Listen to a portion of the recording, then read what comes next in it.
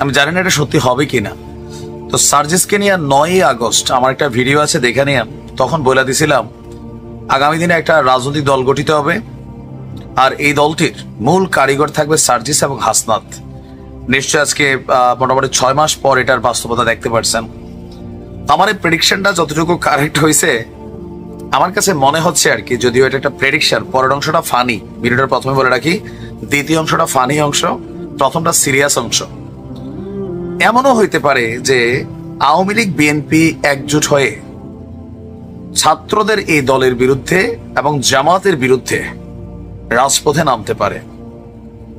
অস্বাভাবিক মনে হচ্ছে, বাট ঘটনার প্রেক্ষাপট এমন হইলেও হইতে পারে, বাট আমি জানি না হবে কিনা। এটা অসম্ভব একটা ইস্যু, বাট রাজনীতিতে না অসম্ভব বলতে কিছু নাই ক্ষমতা যখন টার্গেট হয়। কারণ যে পরিস্থিতি তৈরি হয়েছে, আপনার কি মনে হয় যে ডক্টর মোহাম্মদ ইউনূসকে নিয়ে বিএনপির আসলে মনে মনে তলে তলে আতের চিন্তাটা কি? দেখেন, শেখ হাসিনার একটা অভ্যাস ছিল ঠোঁটকাটা অভ্যাস, যার উপর জিদ উঠতো। যেমন বেগম খালেদা জিয়া ঘর ছাড়া করছেন, বইলা দিছেন কি যে ও যদি আমার ক্যান্টনমেন্টে ঢুকতে দেয় নাই, তখনই চিন্তা করছে একদিন যদি আসি একদম দেমনে উঠাইয়া দিছে, কিন্তু 32 ভাঙিয়া গেছে ওনারও। তারপর ডক্টর ইউনূসকে নিয়ে সেই 111 সরকারের সময় শেখ হাসিনা বলতো যে ক্ষমতা দখলের একটা চিন্তা আছে ডক্টর মোহাম্মদ ইউনূসের, চিকন চিন্তা। এখন আজকের দিনে এসে অনেকে এটা কিন্তু দুধের সাথে ঘোল মেটানোর মতোই। ডক্টর ইউনূসের নিজেরই মুখের কথা, তিনি ছাত্রদেরকে পরামর্শ দিয়েছেন এই দলটা গঠন করার জন্য। আজকে করছে একদম মাঠে, ঠিক কিনা? এই জিদ্দে গোসায় তিনি বলে ফেলছিলেন একদম পদ্মা নদীর থেকে নিয়ে কি পদ্মা সেতুতে নিয়ে টুস করে ফেলাই দিয়া 2-3টা চুগনি দিবেন। রাইট নাও আপনি যদি বিএনপি নেতাদের অফলাইনে, আমি জানি না তারা এরকম বলে কিনা, বাট আমার কাছে মনে হয় যে তাদের ফিলিংসটা রাইট নাও এরকম। কিন্তু শেখ হাসিনার মতো ঠোটকাটা ভাবে তারা বলতে পারতেছে না, আকার ইঙ্গিতে ইশারায় তাদের বক্তব্যগুলো কিন্তু আস্তে আস্তে ডক্টর ইউনূসের বিপরীতে যাচ্ছে। তবে অপেক্ষা করেন, গইনার 6 মাস, এরপর দেখেন কই এর পানি কই গড়ায়, 100% গড়াবে। এখন এই পরিস্থিতিটা থেকে আসলে নিস্তারের উপায় কি, এই অংশটা টোটালি ফানি অংশ। আমার কাছে মনে হয় যে একদিন খালেদা জিয়া তিনি শেখ হাসিনাকে ফোন দিবেন যে বুবু এখন আসলে কি করা যায়, মানে ডক্টর ইউনূসকে কিভাবে মোকাবেলা করা যায়। যেই গতিতে ডক্টর ইউনূস যে প্ল্যানে আগাচ্ছেন, বিএনপি নেতারা বলছেন যে ভাই সংস্কারটা কি হয়েছে? সংস্কার হয়েছে এটা যে বিএনপির রাজনৈতিক দলটার যে স্বপ্ন ছিল ক্ষমতায় যাওয়ার, সেখানে সংস্কার করে একটা নতুন রাজনৈতিক দল সামনে চলে আসছে। ইভেন গতকালকে এই দলটার আত্মপ্রকাশের পর তাদের নেতাদের যে বক্তব্য আপনি খেয়াল করছেন, পরিবারতন্ত্রের নেতাদের সামনে বসায় পরিবারতন্ত্রকে ওয়াশ করছেন। ইভেন এই স্বাধীনতা নির্বাচনের জন্য না যে এক দলকে সরাইয়া আরেক দলকে বসাবেন, এগুলোর জন্য না, এটা নতুন রাজনৈতিক বন্দোবস্ত। তো বিএনপির নেতাদের প্রশ্ন যে তোমরা কি বাবা আগে যখন এক দফা দাবি দিয়া সরকার পতন ঘটাইছিল আমাদের সাহায্য নিয়া, বা আমরাই তোমাদের জালে পড়ছিলাম, আমরা ভাবছি তোমরা আমাদের জালে, বাট আমরাই যে তোমাদের জালে আছি, তখন তো বলো নাই যে ভবিষ্যতে এরকম হবে, তোমরা রাজনৈতিক দল গঠন করবা, তাইলে তো আর শেখ হাসিনার পতনে আমরা রাজপথে নামতাম না। এখন কিন্তু অনেকে এই ধরনের কথাগুলো বলছেন। ছিল কোটা আন্দোলন, সরকার পতন আমরা মনে করছি, আমরা ভবিষ্যতে একটা সুষ্ঠু নির্বাচন হবে, আর একটা নির্বাচনের পর আমরা ক্ষমতায় চলে যাবো। কারণ এই মুহূর্তে তো মাঠে দাবিদার ছিল না। 5ই আগস্টের পরে একটা দলই দাবিদার ছিল, বিএনপি। আর গেল 6 মাসে বিএনপির কিছু উৎসাহী, অতি উৎসাহী নেতাকর্মী, যাদের নিয়ে তারেক রহমানও বিব্রত, বারবার বলেন যে তোমরা কি 5ই আগস্ট থেকে শিক্ষা নেওয়া নাই যে জনগণের আস্থা হারাই গেলে কিভাবে দেশ ছেড়া পালাইতে হয়, বুলডোজার ঝড় যায়, তোমরা কি এখনো শিক্ষা গ্রহণ করবে না? না, করবে না ভাই, এটি ফ্যাট খাওয়া। এগুলা দলের 12টা আওয়ামী লীগেরও বাজাইছে, আপনারও বাজাবে। এখন এগুলোতে মানুষের মধ্যে কি হয়েছে যে একই সাপের 2 বিষ, নৌকার ধানের শেষ, এই ডায়লগ গুলো চলে আসছে মার্কেটে, ঠিক কিনা?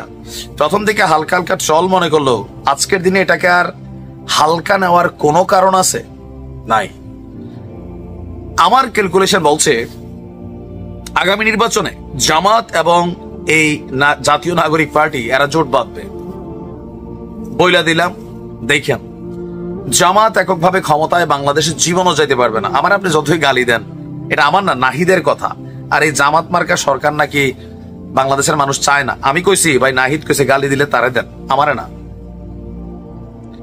তো জামাত করতে পারে কি, ছাত্রদের সাথে হাত মিলাইতে পারে, অথবা ছাত্ররা তারাও জানে যে এককভাবে নির্বাচন কইরা ক্ষমতায় যাইতে পারবে না। কারণ কালকে মানিক মেয়ে বিরুদ্ধে আমরা না 20-50 হাজার মানুষ হয়েছে কিনা আমার এখন সন্দেহ লাগে। যে দৃশ্য দেখছি, আমার এমনি মেদ দুর্বল, চোখের পাওয়ার কম, হইলে হইতে পারে নাকি, বাট এর বেশি ছিল না, বড়জোর 50-70 এত হয়েছে কি আই ডোন্ট নো। বাট তাদের যে টার্গেট ছিল 3 থেকে 5 লাখ, এখানে তাদের কিন্তু একটা ধাক্কা আছে, আছে না? আছে।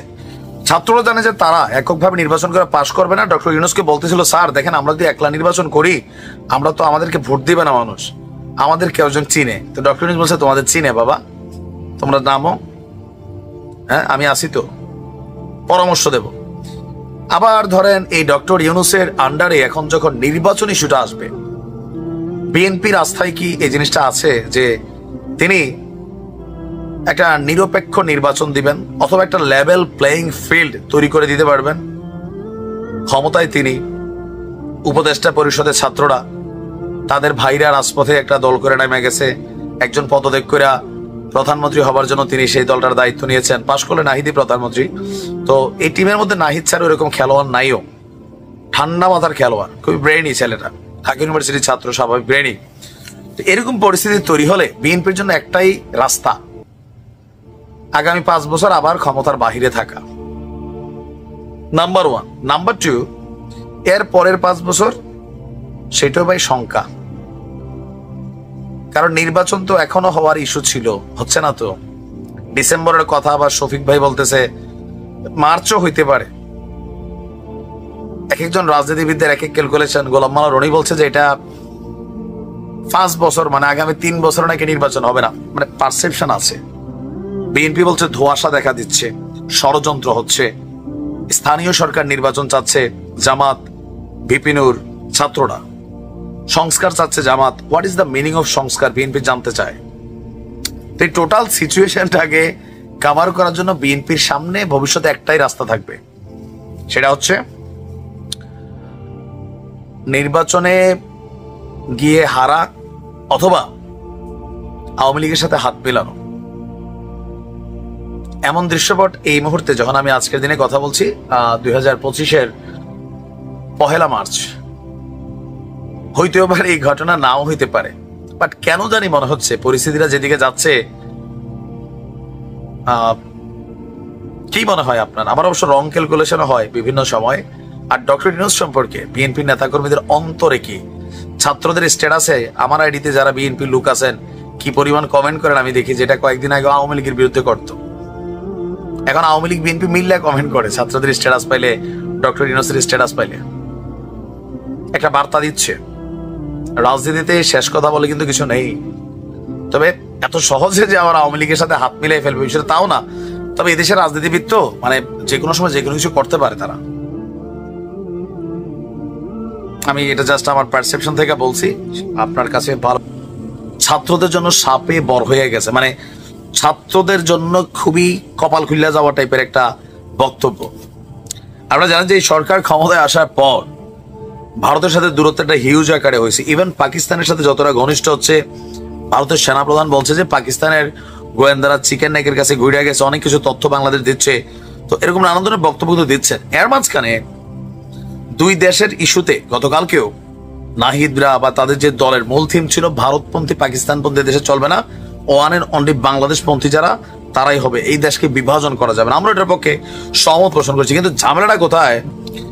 স্বরাষ্ট্রমন্ত্রী অমিত শাহ তার যে বক্তব্য, এতে ছাত্রদের জন্য একটা বিশাল পুকুর মিলতেছে, জাল ফেলবে আর মাছ উঠবে। মাছের নাম কি? আওয়ামী লীগের বিভিন্ন নেতাকর্মীরা। সরকারি ইউনূস থাকুক আর ভবিষ্যতে তারা আসুক, দুই দিকে তাদের জন্য ফায়দামন্দ ভারতের এই সিদ্ধান্তে। দর্শক, বাংলাদেশি এবং রোহিঙ্গা অনুপ্রবেশকারীদের অবৈধভাবে ভারতে প্রবেশ, নথি প্রাপ্তি এবং বসতি স্থাপনে সহায়তা করা নেটওয়ার্কের বিরুদ্ধে কঠোর ব্যবস্থা নেওয়ার নির্দেশ দিয়েছেন দেশটির সরকার। ইভেন অবৈধ বাংলাদেশিদের অনুপ্রবেশ ঠেকাতে সীমান্তে সর্বোচ্চ লেভেলের সতর্কতা জারি করা হয়েছে। রাইট নাও ভারতে যাচ্ছে কারা রোহিঙ্গাদের বাহিরে? আপনার কি মনে হয় যে অবৈধ অনুপ্রবেশ কারা করছে? 100%, 95% আওয়ামী লীগ, তারাই। 5% হয়তো দরিদ্র জনগোষ্ঠী যা আমাদের সনাতনী যারা ভাইটা আছেন, বোনরা আছেন, তারা যাচ্ছেন। তো এখন এই অনুপ্রবেশ যদি বন্ধ হয়ে যায় তাহলে কি হবে? ধরেন যদি ছাত্ররা ক্ষমতায় আসার মতন এরকম হয় যে নির্বাচনের রাত ছাত্ররা পাশ করে ফেলছে, চারদিকে আওয়াজ হচ্ছে, ওই দিন রাত্রে বাংলাদেশে পলাতক বাকি যারা জুলাই অভ্যুত্থান অথবা বিভিন্ন সময় আওয়ামী লীগের নেতাদের মধ্যে থেকে অপরাধ, অন্যায়, কুকর্ম যারা করছেন, ওই রাতে বাকিগুলা যা আছে ভারত পালাই যাবে। কারণ ছাত্ররা আগেই ঘোষণা দিচ্ছে কঠিন বিচার হবে শেখ হাসিনা সহ ইভেন বাকিরা যারা আছে তাদের। তো পালাইব কেমনে? যে পরিমাণ অটোমেটিক গান টান ক্যামেরা মেশিনারি সেট করা হইতেছে, পালাইতে পারবেন। তখন কি হবে? বাংলাদেশের মধ্যে তাদেরকে বসবাস করতে হবে। বাংলাদেশের মধ্যে বসবাস করলে অপারেশন ডেভিল হান্ট, টেবিলের পর অ্যাঞ্জেল হান্ট হইতে পারে, তারপর আবার ডেভিল হান্ট হইতে পারে, হ্যাঁ, তারপরে বাড়ি চালান দেওয়া হইতে পারে। আগের দিনে চাল পরা খাওয়াইতো, সত্যি করে স্বীকার করতে আওয়ামী লীগ কিনা, হ্যাঁ, তারপর হচ্ছে কোনো ছাত্রদের গায়ে হাত দিছো কিনা, এরকম চাল পরা টাল পরা খাওয়াই সবগুলোর বের করবে। কঠিন বিচার হবে, 2-4টা ভালো মানুষও ফাইসা যাবে এই বিচারের আওতায়। কারণ ছাত্ররা হঠাৎ করে ক্ষমতা পাইলে নতুন তো পুনপুন্না ভাব আসবে শরীর। অনেক জায়গায় হচ্ছে না, হচ্ছে টুকিটাকি, গণমাধ্যম বলে না। এখন দেখুন, ধরেন বিএনপি সম্পর্কে খালি পজিটিভ নিউজ, খালি পজিটিভ নিউজ। শেখ হাসিনারে 5 বার নিউজের আগে গাইলে, মাঝখানে গাইলে, 10 বার গাইলে, কিন্তু বিশ্বাস করেন এই দেশের সাংবাদিক, এই দেশের গণমাধ্যম, এই দেশের সবাই আবার কখনো পরিস্থিতি যদি হালকা বদলায় যায় আবার বলবে যে গণমাধ্যমের মুখ